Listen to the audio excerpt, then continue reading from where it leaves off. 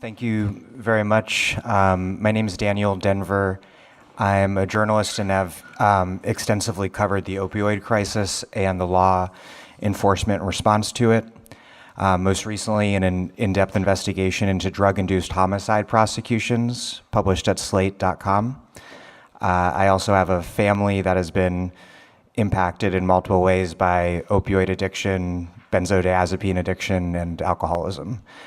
And although I'm only speaking on my own behalf for purposes of context, I'm a writer in residence at the Fair Punishment Project, which is affiliated with Harvard Law School, and in July will begin a stint as a visiting fellow in international and public affairs at Brown University's Watson Institute.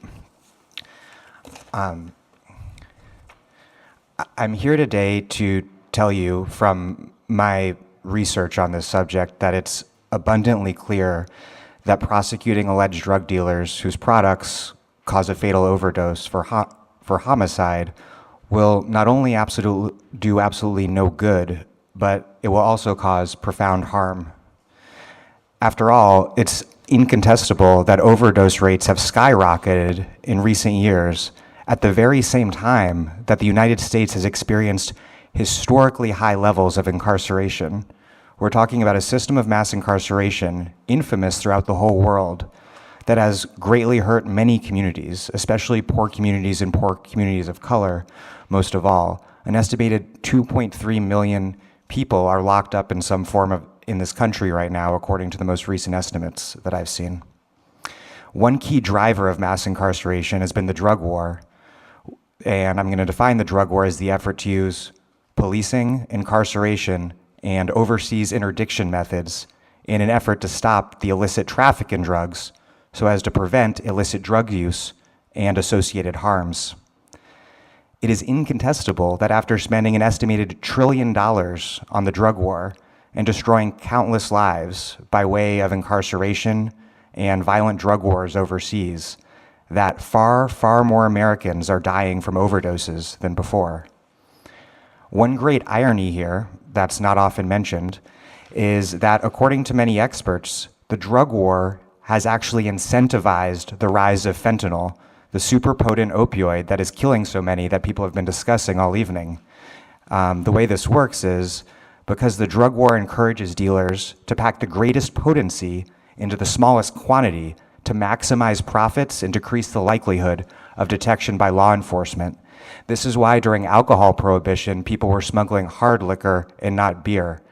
If you were trying to cross the border, you would not want to try to bring over a keg of beer if you could bring over a bottle of vodka that would make the same amount of money, because you want to maximize your profits and decrease the likelihood of police detection. And so according to many observers, it is precisely the drug war that has made fentanyl the terrifying, lethal reality that it is today.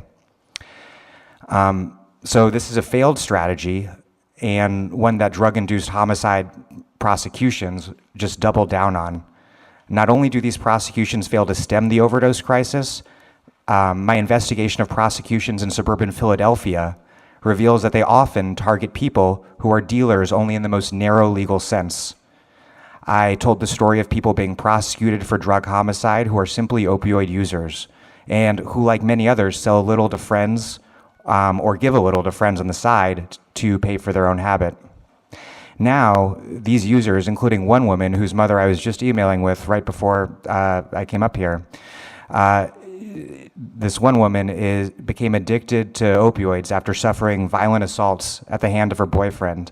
And now, because of selling a little bit of opioids to a friend of hers who died, she faces years behind bars and is being treated like a murderer by the local prosecutor in Montgomery County, Pennsylvania. So in sum, these prosecutions do not keep people safe, they just harm more people. And I've attached a printout to my article in Slate with my testimony. Thank you very much.